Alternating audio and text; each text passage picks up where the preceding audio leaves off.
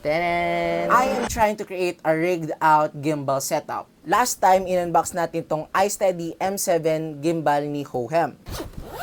So this is what it looks like. This is basically for a mobile phone, but you can also put action cameras here. I'm turning it on.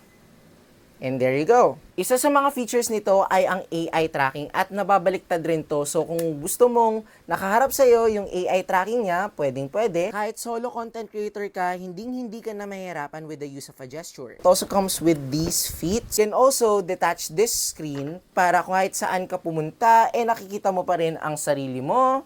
Nako-control mo pa rin to with its settings. Siyempre, you can also use this joystick and the record button over here. You can also extend this gimbal if nakukulangan ka sa kanyang height. You also have a scroll wheel over here to adjust the focus, yung kanyang tilting, panning, rolling, and even yung RGB and light brightness. Basically, it's a cool gimbal with lots and lots of features. What if you use your action camera?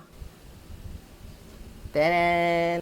You know, ang masasabi ko lang dito with the combined power of the Hohem iSteady M7 with its AI tracking, tapos meron ka pang DJI Action 5 Pro, hindi ka na magkukulang dito sa features na to kasi it would be a super duper big combo.